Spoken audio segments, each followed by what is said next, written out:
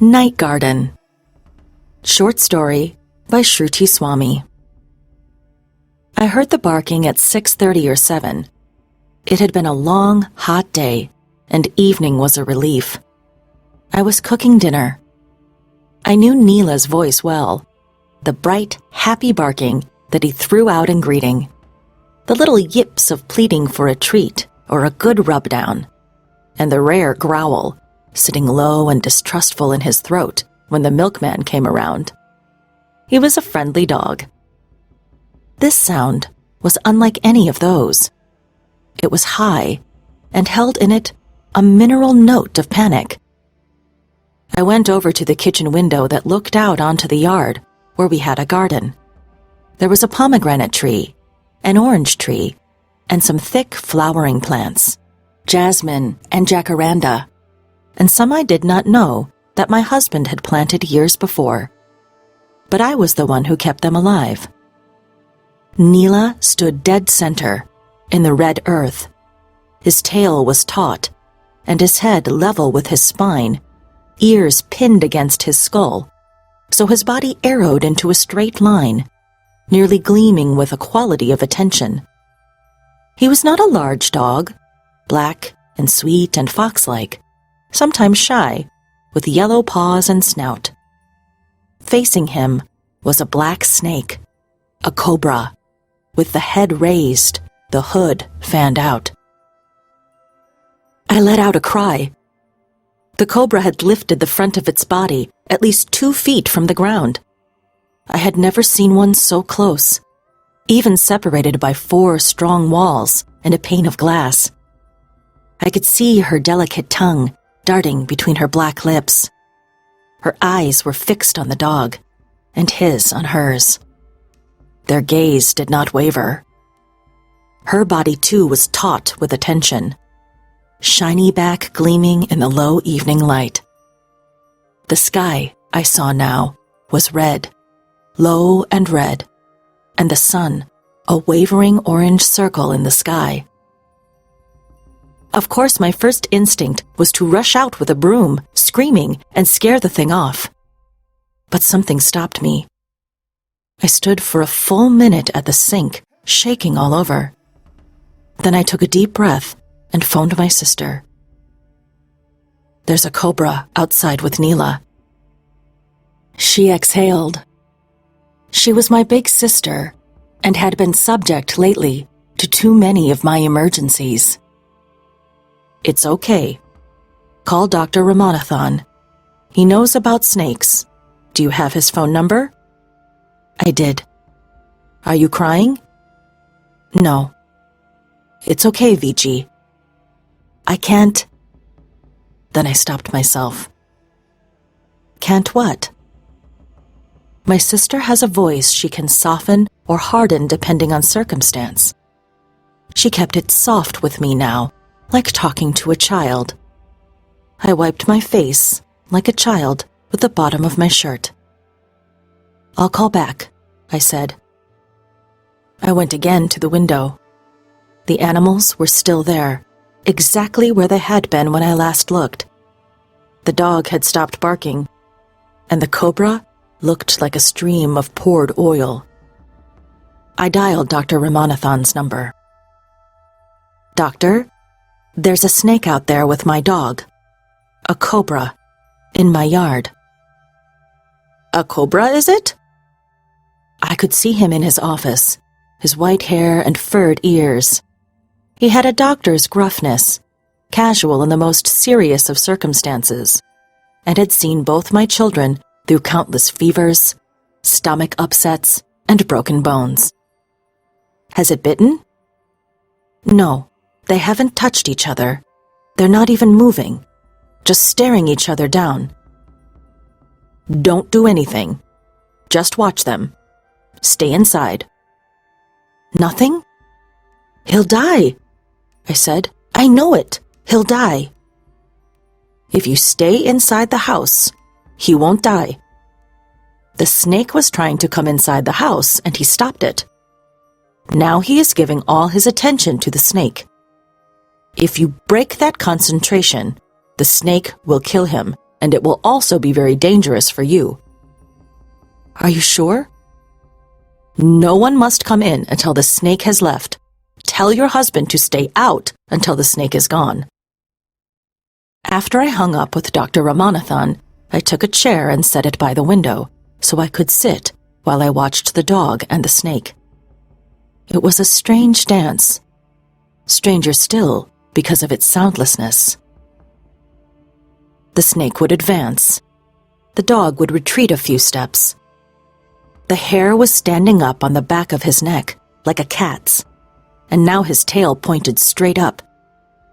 I could see fear in his face, with his eyes narrowed and his teeth bared. The snake, in comparison, looked almost peaceful. I didn't hear her hiss. The white symbol glowed on her back. Their focus was completely one on the other. I wondered if they were communicating in some way I couldn't hear or understand. Then the dog stood his ground, and the snake stopped advancing. She seemed to rise up even higher. Something was too perfect about her movements, which were curving and graceful. Half in love with both, I thought, and it chilled me. Evening came down heavily. The massive red sky darkened into purple. The phone rang. It was my sister. Well? They're still there. They've hardly moved. Vijay, have you eaten? It's getting late. I had been in the middle of making a simple dinner for myself and had, of course, forgotten. The rice was sitting half-washed in a bowl next to the sink. I didn't feel hungry, less even than usual. I don't like to eat by myself. Instead, I felt hollow, like a clay pot waiting for water. It was pleasant, almost an ache. What time is it? 9:30, darling. Eat something. Shall I come over? No. Dr. Ramanathan says no one can come in or out. You phoned Sushil? What's the point? What if he comes home? He's not coming. It's his dog, too.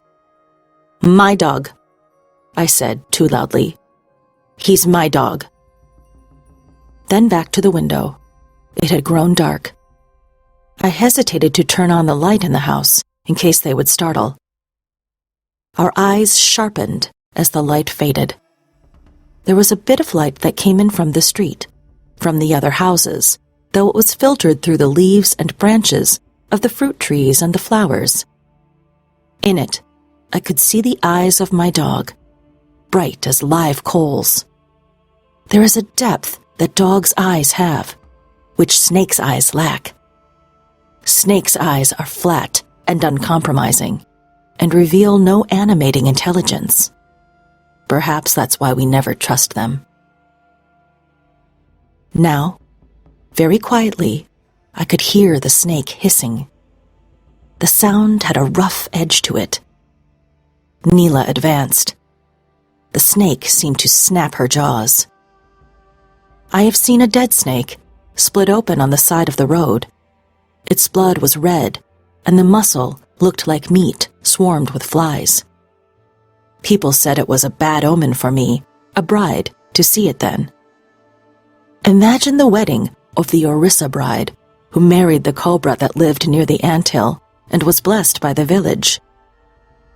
People make jokes about the wedding night, but everyone's marriage is unknowable from the outside. I saw a picture of her in the newspaper. Black hair, startled eyes, and I blessed her too. Who wouldn't? This same communion, it must have been. Two sets of eyes, inextricably locked for hours. The kumkum smeared in her part like blood. The dog was gaining ground. He stood proud and erect, still focused, but doggish now, full of a child's righteousness. His ears pricked up. But then, for no reason I could discern, the weather between them turned, and it was the snake who held them both, immense and swaying, in her infinite power. Who knows how much time passed? I sat there by the window. The three of us were in a kind of trance. Once, I awoke with my head in my arms. I had fallen asleep right there on the lip of the sink. I blinked once, trying to make sense of the kitchen's dark shapes. It seemed as though I had had a dream of a snake and Neela, engaged in a bloodless, endless battle. And when I looked outside, there they were, keeping this long vigil. Their bodies were outlined by moonlight. At this hour, they looked unearthly, gods who had taken the form of animals for cosmic battle. But I could see the fatigue in my dog. You see it with people on their feet for hours, even when they try and hide it. A slump in the shoulders, the loose shoulders of the dead. No different with my dog. He would die, I was sure of it. I pressed this thought against me. The empty house. I would let all the plants die in the yard. I would move.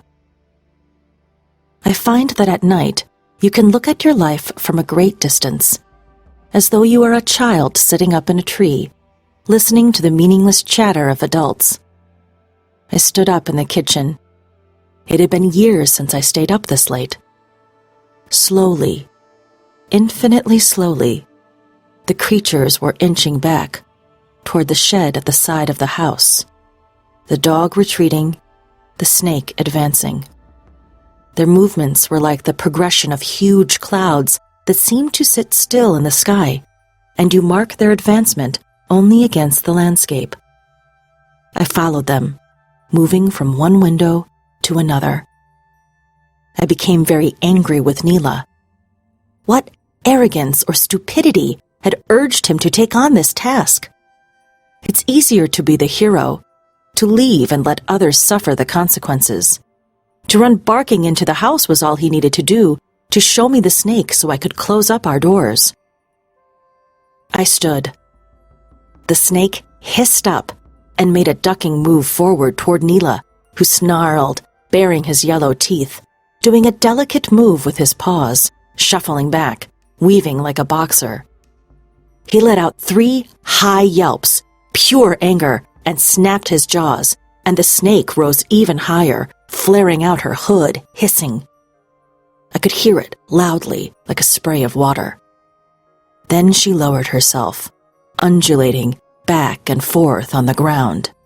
She slunk away, leaving her belly's imprint in the dirt. I went outside. The air was clean and cool, thin, as it hadn't been all day, almost as if it had rained. He was tired. He whimpered when he saw me, pricked up his ears, and pressed his wet snout into my hand when I drew close. He was radiant. With his mouth pressed closed between my hands, his eyes looked all over my face, joyful and humble, the way dogs are, filled with gladness. He swayed on his feet with fatigue, then slumped down to his knees in a dead faint, tongue lolling back. His breathing came slow and easy. Who had death come for? The dog or me? I lifted the sleeping creature into my arms. He was no heavier than one of my children when they were young, and I took them in my arms to bed. The air was very still outside at this time of night, or morning. Hardly any sounds came from the street, and all the lights were off in the neighboring houses. The air rushed in and out of Neela's body, his lungs and snout. What you have left is what you have. I carried him into the house.